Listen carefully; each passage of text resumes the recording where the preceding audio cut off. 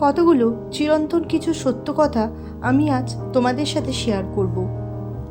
বেশি কথাই মুখ নষ্ট, তাই বেশি কথা বলবেন না। বেশি আদরে সন্তান নষ্ট, তাই বেশি আদর সন্তানকে দেওয়ার দরকার নেই।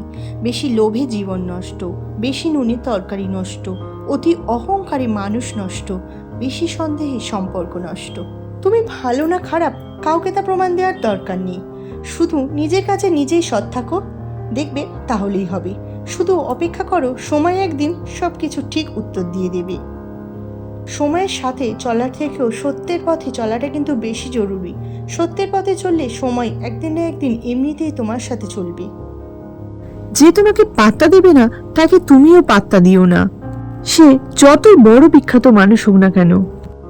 মনে রেখো, তোমার পৃথিবীতে তুমিই রাজা। যে তোমাকে আপন ভাববে তাকে আপন করো। পরামর্শ সবার কাছে নাও, কিন্তু গ্রহণ সেটাই করো যেটা তোমার বিবেক গ্রহণ করবে।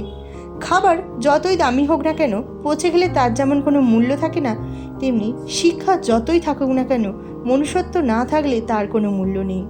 মনটাকে পরিষ্কার রাখুন আর বসে বসে হরে কৃষ্ণ জপ করুন। শেষ হিসেবটা অর্থের নয়, কর্মেরই হবে।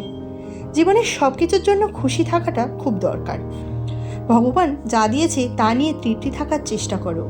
ভেবে দেখো, ভগবান যা তোমাকে দিয়েছে সেটুকু কিন্তু অনেক মানুষই পায় না।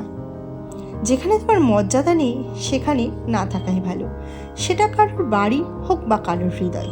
সুন্দর মানুষ খুঁজতে গিয়ে তুমি তোমার সুন্দর জীবনটাকে নষ্ট করো না। তাই বন্ধুরা, বাঁচতে যদি হয় সৎভাবে বাঁচো, সৎ উপায়ে ইনকাম করো, সৎভাবে থাকো, কারণ অসৎ মানুষকে ভগবান কখনোই ক্ষমা করে না।